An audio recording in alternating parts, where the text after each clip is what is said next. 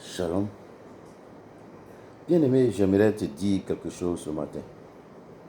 Je ne sais pas ce que tu traverses. Je ne sais pas la situation qui se passe à ton niveau. Mais ce que je sais, c'est que cette situation-là ne va pas continuer à te voler ta joie. Cette situation-là n'arrivera pas à t'enterrer. Je veux prendre ma propre expérience pour te parler ce matin. Bien-aimé, j'ai traversé un moment difficile il y a de cela quelque temps. Une situation qui m'avait presque mis au bord de la dépression.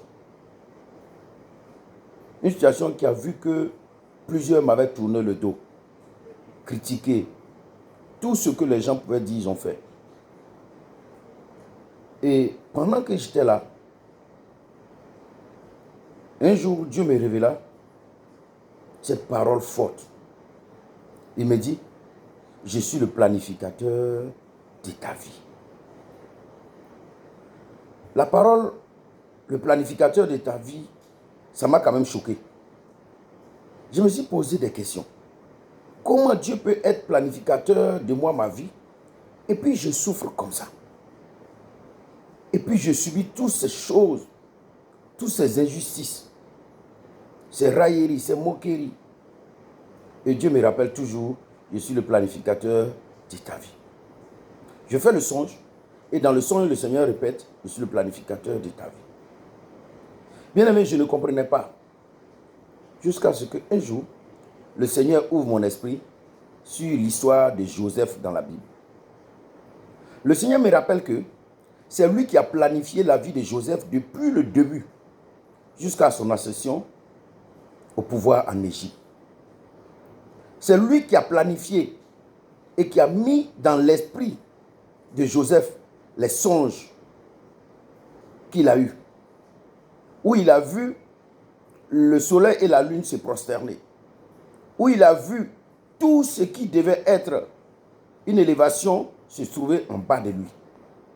Et c'est lui encore qui a planifié la bouche de Joseph pour aller raconter ses songes à ses frères, pour susciter la jalousie.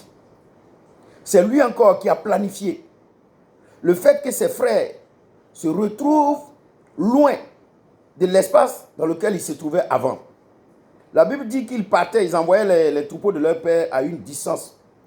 Mais ce jour-là, ils sont allés plus loin. Et le père de Joseph l'envoie vers eux pour aller voir s'ils se portaient bien. Joseph ne les trouve pas là-bas. Mais pendant qu'il se décourage, qu'il s'apprête à se retourner, un homme, on ne sait pas d'où il sort, cet homme vient le dire, ils sont allés encore devant, il faut aller devant. Parce que Joseph ne devait pas retourner à la maison ce jour-là. Dieu avait planifié que Joseph devait aller et retrouver ses frères. Et ce qu'ils avaient planifié contre lui devait se réaliser. L'habit que son père lui avait donné, cette tenue multicolore, n'était qu'un prétexte pour que la planification de Dieu se réalise parfaitement dans la vie de Joseph. Et lorsque ses frères l'ont vu, ils l'ont pris, ils l'ont jeté dans le puits. Parce que c'était planifié. Pour que Joseph arrête de compter sur ce père, sur ce territoire d'Israël. Sa grandeur ne se passerait pas là-bas.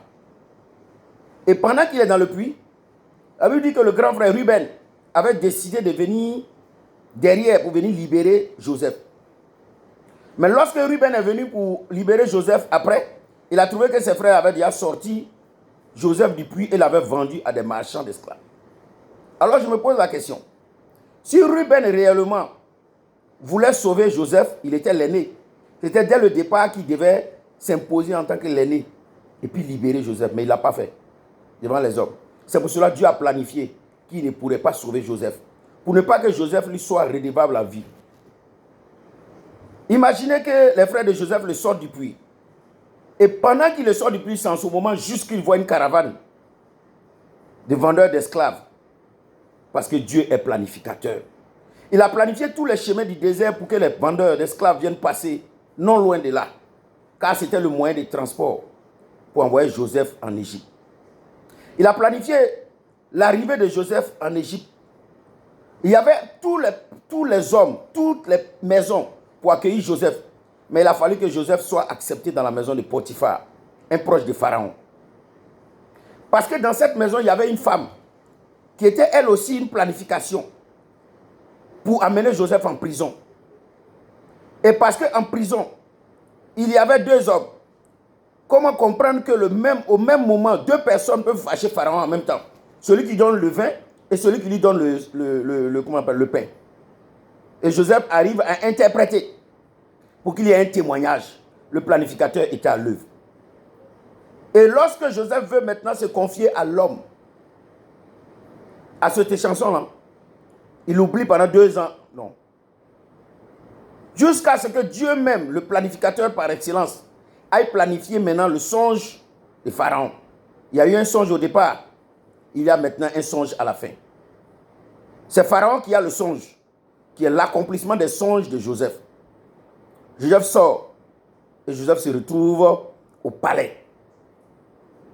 Imaginez, si Dieu était venu trouver Joseph auprès de son papa et de ses frères et avait dit à Joseph, Joseph, tu seras le père de Pharaon, tu seras un grand gouverneur en Égypte, tu seras quelqu'un de craint, c'est toi qui vas sauver toute la famille, tu seras ceci, cela.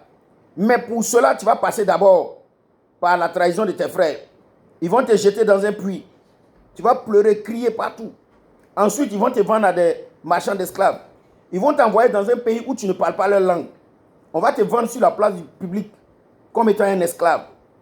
On va t'acheter, te ramener dans la maison. La femme du maître va s'enticher de toi. Elle va vouloir tous les jours que tu couches. Et après cela, tu vas te retrouver encore en prison. Tu vas interpréter. Les gens ne seront pas reconnaissants, tu vas durer là-bas. C'est après toutes ces choses que toi, Joseph, tu deviendrais gouverneur. Assurément que Joseph va dire, c'est bon.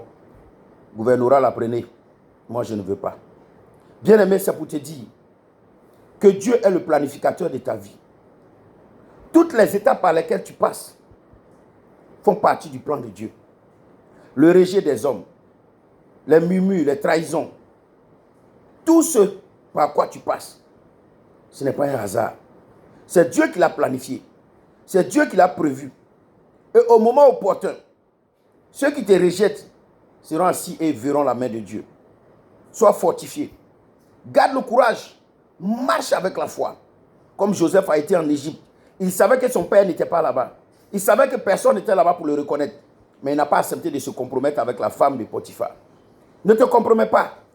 Ce n'est pas parce que quelqu'un t'a abandonné que tu vas vivre la vie de débauche.